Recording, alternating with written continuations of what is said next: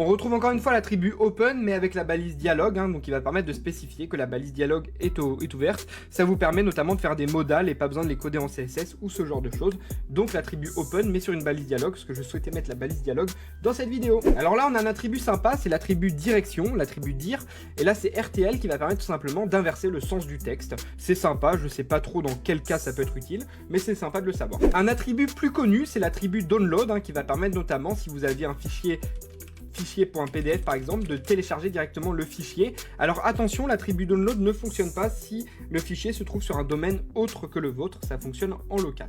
Là, on a l'attribut spellcheck qui vient tout simplement faire une vérification de l'orthographe dans un champ textarea et c'est natif au navigateur. Donc souvent, vous avez directement le navigateur qui vous met des petites vérifications d'orthographe et vous pouvez le mettre à true ou à false.